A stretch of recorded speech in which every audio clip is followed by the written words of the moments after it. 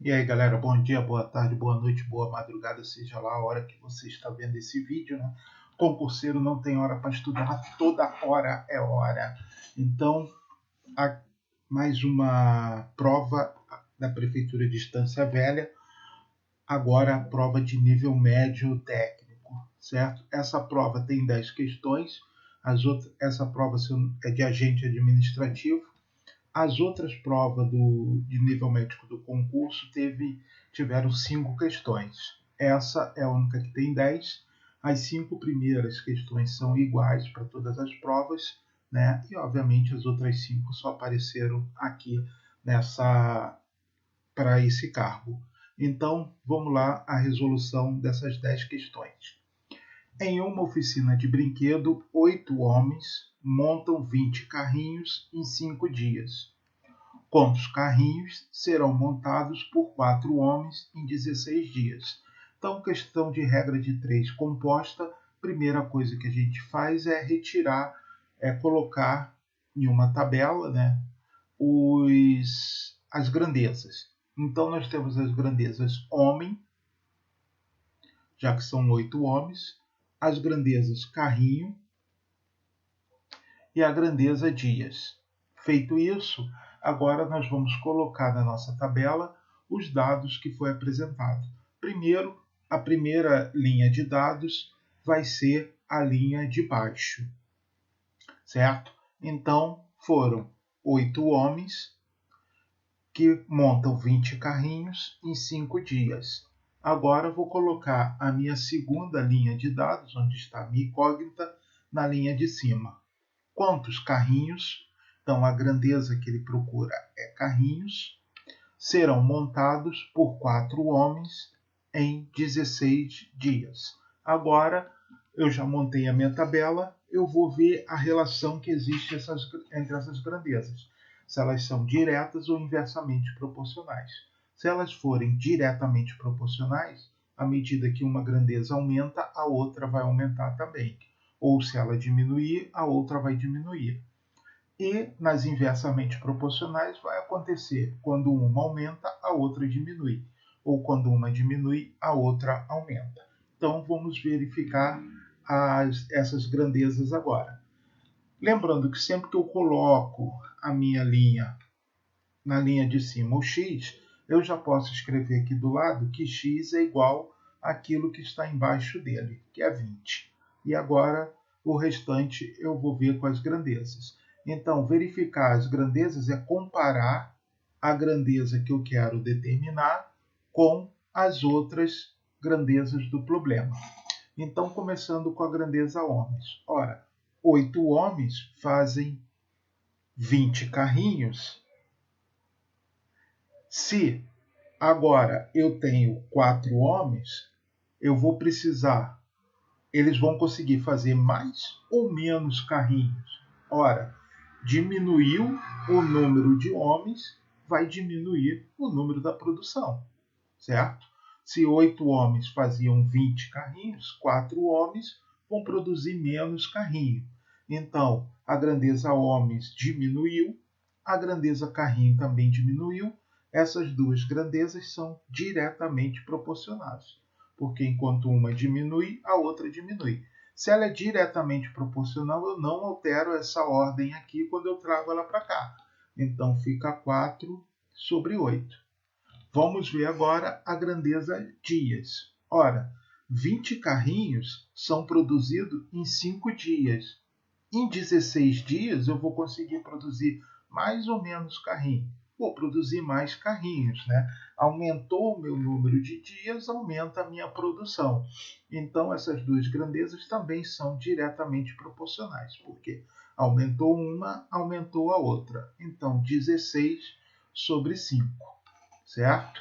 Então agora é só uma questão de fazer essas contas e fazer simplificações, né? Então eu posso ver que 16 é um múltiplo de 8, né? Porque 16 é 8 vezes 2. Então eu posso dividir aqui por 8. 8 dividido por 8 dá 1. E 16 dividido por 8 dá 2. 20 também é múltiplo de 5, porque 5 vezes 4 é 20. Então se eu dividir 20 por 5, Aqui eu tenho 4 e aqui eu tenho 1. Né? Não sobrou nada embaixo só tem 1, não preciso escrever. Em cima eu fiquei com 4 vezes 4, 16, vezes 2, 32. Então, esses 4 homens em 16 dias vão montar 32 carrinhos, gabarito letra C. Segunda questão da prova, uma questão de juros simples. Vamos lá. Qual o valor dos juros gerado por uma aplicação sobre o regime de juros simples de um capital de R$ 6.000 a uma taxa trimestral de 3% durante 2 quadrimestres? Então, juros simples, nós temos aquela forma, né, que é a cidade. Né? Então, juros é city, né? Onde os juros é o quê? O produto do capital vezes a taxa vezes o tempo de aplicação. Nós devemos lembrar que tanto a taxa e quanto o tempo de aplicação devem estar na mesma unidade. Aqui, no caso desse problema, nós não temos isso. A taxa de 3% é uma taxa trimestral e o tempo de aplicação é 2 quadrimestres. Então, a melhor coisa que nós temos para fazer aqui nesse problema é trazer tudo para a taxa mensal. Nos juros simples, nós podemos fazer isso tranquilamente sem se preocupar em conversão. Uma taxa trimestral de 3% nos implica que, se a taxa é trimestral, um trimestre tem 3 meses. 3% em 3 meses é a mesma coisa que nós dizermos que a taxa é de 1% ao mês, certo? Durante 2 quadrimestres. O tempo de aplicação foi 2 quadrimestres. Ora, um quadrimestre tem 4 meses. 2 quadrimestres vão ter 8 meses, é o tempo de aplicação. Então, agora, basta nós calcularmos os juros. Juros é o capital, 6.000. A taxa, que é de 1%, ou seja, 1 sobre 100, vezes o tempo, que é de 8 meses, certo? Ora, esses 2 zeros morrem com esses 2 zeros aqui. Nós temos o quê? 60 vezes 1 vezes 8. Então, os juros é o quê? 60 vezes 1, 60. 60 vezes 8, 6 vezes 8, 48, com 0, 480 reais. É os juros dessa aplicação, gabarito letra D. Tranquilo? Vamos lá, terceira questão da prova. O quíntuplo de um número adicionado de 15 é igual ao dobro deste número adicionado de 45. Qual é esse número? Então, questão de equação do primeiro grau, vamos traduzir o que está no enunciado do problema para a linguagem matemática. O quíntuplo de um número. Então, se eu não sei qual é um número, eu chamo ele de x. Agora, o quíntuplo é 5 vezes, né? Então, ele está dizendo que é o quíntuplo de um número, então é 5x, certo?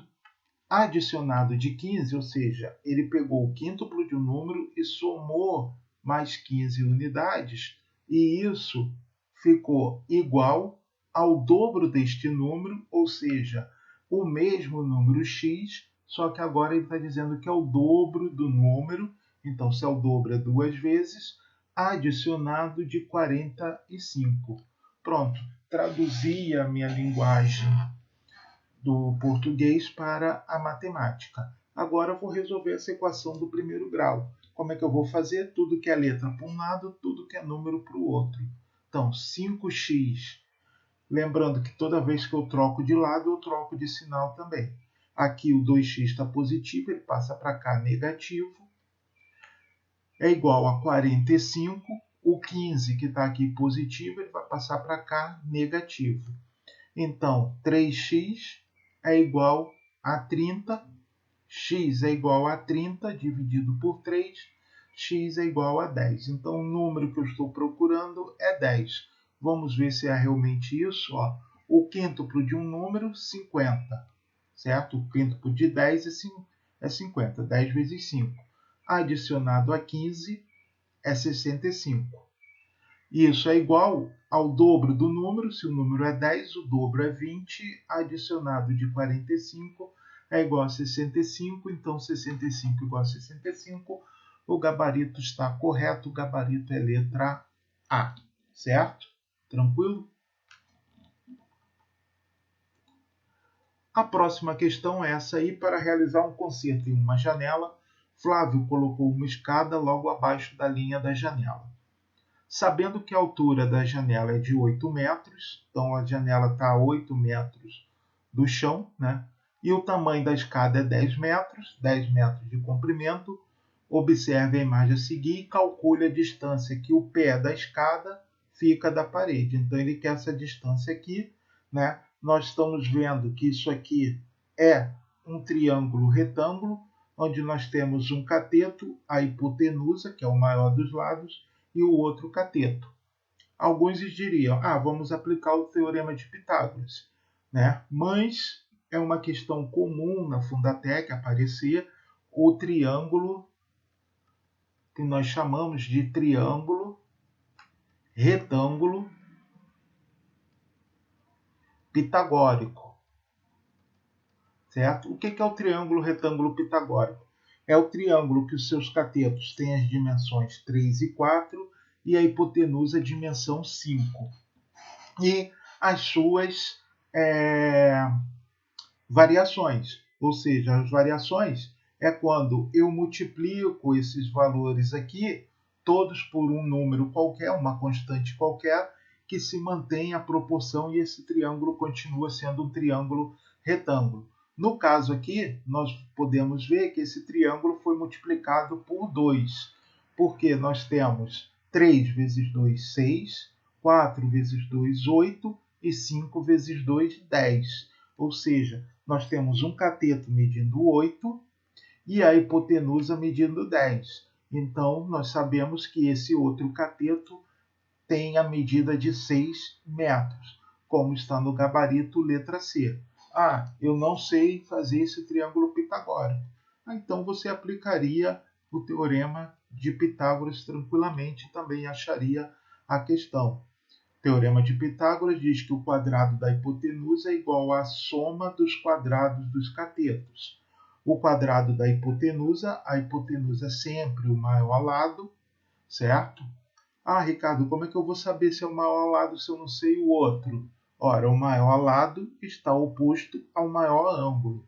No triângulo, a soma dos ângulos internos é 180 graus. Se esse ângulo aqui mede 90, sobra 90 para os outros dois. Então, no triângulo retângulo, o maior ângulo é o ângulo de 90 graus e o lado que está oposto ao maior ângulo é a hipotenusa, certo? Então, o outro cateto eu vou dizer que é 8 ao quadrado mais c ao quadrado. 10 ao quadrado é igual a 100, 8 ao quadrado é 64, é 8 vezes 8, mais c ao quadrado. 100 menos 64 é igual a c ao quadrado. 100 menos 64 é 36, c ao quadrado.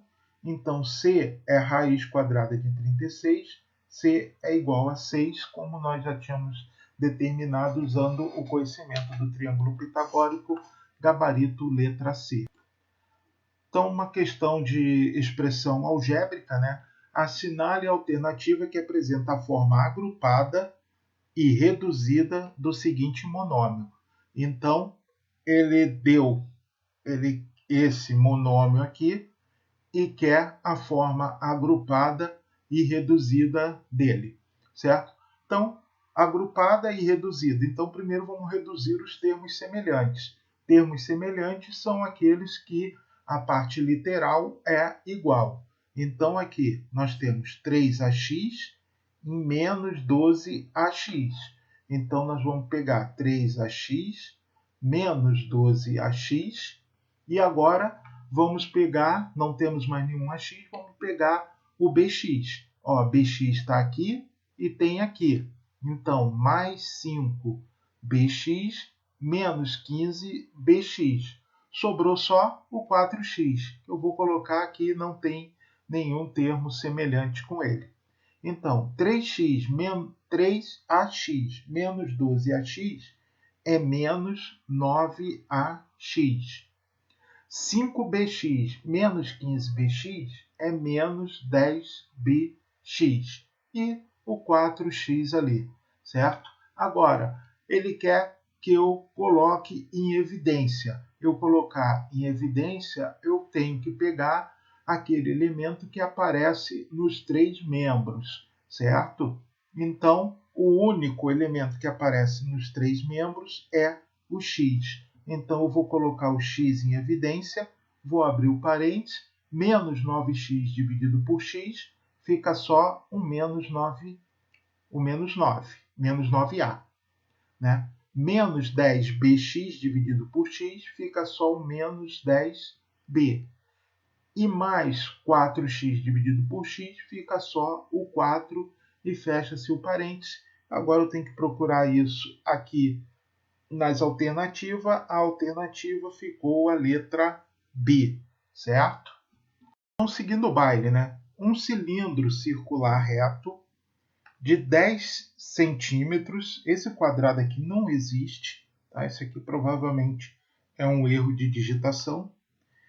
E área lateral 251,2 centímetros quadrados, tem volume de quantos centímetros cúbicos? Então, o que nós temos? Nós temos aqui um cilindro, né? O cilindro, a base dele é uma circunferência e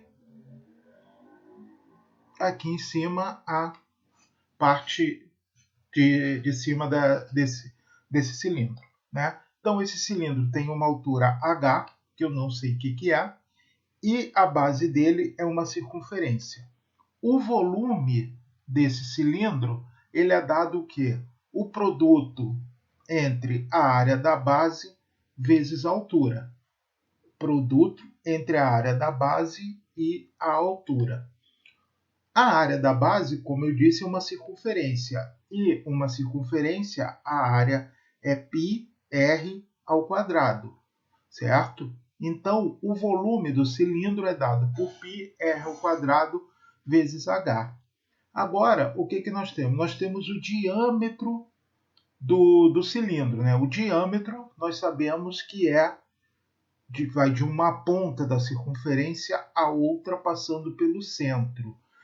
Então, se o raio vai de uma ponta até o centro e o diâmetro vai de uma ponta até a outra, passando pelo centro, quer dizer que o diâmetro é 2 vezes o raio. Se o diâmetro é 10, o raio R é 5, certo?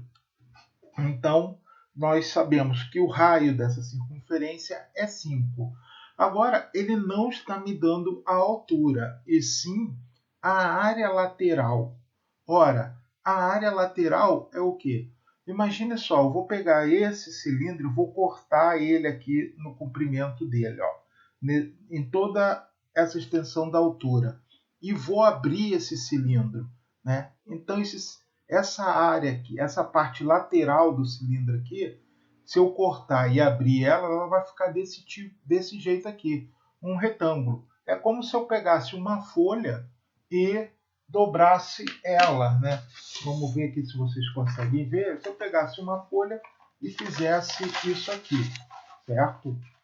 Isso aqui é um cilindro, né? Ele tem uma área aqui embaixo, né? A mesma aqui em cima. Se eu cortar ele aqui no seu comprimento da altura, eu abro, eu tenho um retângulo. E esse retângulo é o quê? Nessa parte aqui de baixo, ele é o quê? O comprimento da circunferência, certo? E essa outra parte aqui é a altura h. Aqui é o comprimento da circunferência. O comprimento de uma circunferência é 2πr, certo? Então, agora eu consigo calcular o valor de h. Por quê? Porque a área de um retângulo é o produto da base, né? A área vai ser o quê? O produto da base, 2πr, vezes a altura, h. Só que essa área eu conheço, ela é 251,2 3,2 é igual a 2 vezes o quê? Π. Π, ele me diz que vale 3,14. 3,14 vezes R. R é o raio, que eu já calculei, e vale 5, vezes H. Então, 251,2 é igual ao quê? 2 vezes 5, 10. 10 vezes 3,14, multiplicar um número decimal por 10, é andar uma casa decimal para a direita. Então, é pegar essa vírgula e jogar para cá. Então, é 31,4H. Ora, uma casa depois da vírgula, uma casa depois da vírgula, eu posso sumir com a vírgula e dizer que H é 2.512 dividido por 314. Se eu fizer essa conta, o resultado vai dar 8. 8 centímetros é o valor da altura. Agora, já que eu tenho o valor da altura, eu consigo calcular o volume desse cilindro. O volume desse cilindro, então, é π, que vale 3,14, r ao quadrado, r vale 5, 5 ao quadrado, vezes h, que h vale 8. O volume, então, é 3,14 vezes 5 ao quadrado dá 25, vezes 8. Então, o volume é o quê? 8 vezes 5 dá 200. 200 tem dois zeros, né? 3,14 tem duas casas depois da vírgula. Então, eu posso sumir com essa vírgula aqui e eliminar os dois zeros. Então, fica... Não, eliminar os dois zeros, não, só eliminei as vírgulas, desculpa. 200, não, tá certo, eu elimino os dois zeros e a vírgula. Então fica 314 vezes 2, que é igual a 628 centímetros cúbicos. Esse é o valor do volume desse cilindro, gabarito, então, letra D, certo? Vamos voltar aqui só para ver, 25 vezes 8 é 200. Ora, dois zeros, e aqui eu tinha duas casas decimais, 314. Então, eu posso cortar essa vírgula aqui, né, e eliminar esses dois zeros. Então, 314 vezes 2, 628 centímetros cúbicos, certo? Aqui ele está pedindo na próxima questão a razão entre o MMC e o MDC de 32 e 48. Então, o que eu vou fazer? Eu vou tirar primeiro o MMC de 32 e 48. Então, vou botar 32 e 48 e vou decompor eles em fatores primos. Ora, os dois são pares, então posso dividir por 2. 16 e 24. Continuo com dois números pares, continuo dividindo por 2. 16 dividido por 2 dá 8, 24 por 2 dá 12. Continuam sendo pares, continuo dividindo por 2. 8 dividido por 2, 4. 16 por 2, 6. Continuam sendo pares, divido por 2, 2 e 3. Agora só o 2 é par, então 2, 1 e 3. Divido por 3, 1 e 1, certo? Então, decompus em fatores primos e como é que ficou? O MMC é o quê? É o 2 elevado a quantas vezes? 1, 2, 3, 4, 5. O 2 aparece 5 vezes. Então, 2 elevado a 5 vezes o 3 que ficou aqui. O 3 está elevado a 1, certo? Só porque ele só aparece uma única vez. E agora eu vou calcular o MDC entre eles. O MDC entre 32 e 48 vai me dar o quê? Ora, eu não preciso calcular ele aqui. Vou calcular para quem não lembra, lembrar como se calcula o MDC.